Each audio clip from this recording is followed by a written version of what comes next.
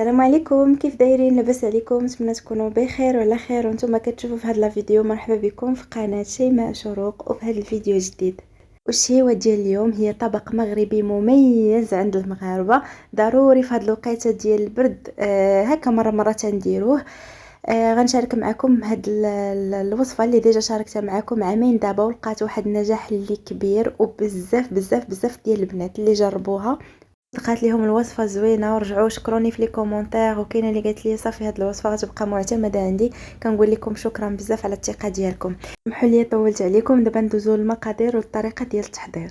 نحتاجو جوج ديال البصلات اللي متوسطين مقطعين على شكل مربعات صغيره، في التوابل معلقه كبيره من كل حاجه: التحميره والخرقوم بلدي، سكينجبير، ونص معلقه كبيره ديال الابزار، 3 العويدات ديال القرفه، دامه ديال الزعفران، راس معلقه ديال القزبور يابس، 4 الفصوص ديال الثوم محكوكين، الملح على حسب الذوق. انا هنايا درت معلقه صغيره.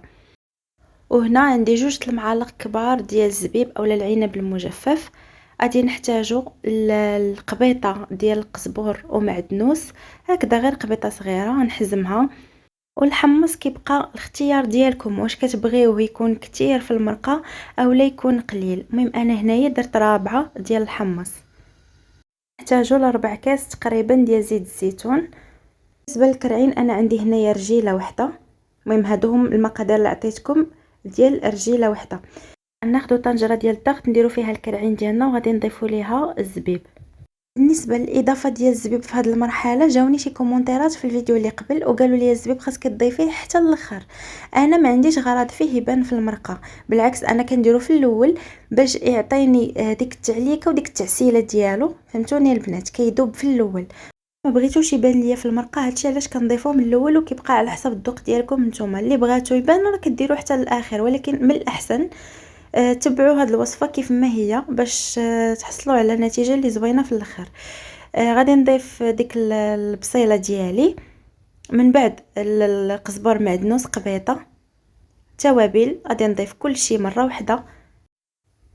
وبالنسبه للقريفه اللي عنده قرفه هكا مطحونه يدير واحد راس معلقه صغيره ديال القرفه، حتى هي كتعطي واحد اللذه زوينه. ما كانش عندي في هذا النهار هذا ما درتهاش. المهم هنا غادي نزيد زيت الزيتون تقريبا واحد 4 كاس. ودابا غادي نقلب الطنجره ديالي بهذه الطريقه باش الكرعين ديالي كاملين توصلهم العطريه. غادي نزيد واحد جبانياكه صغيره ديال الماء اللي كيكون طايب، وغادي نخليهم على النار اللي مهيله كيتقلاو مزيان تيتشربوا لينا ديك العطريه ويجينا الطياب ديالنا لذيذ.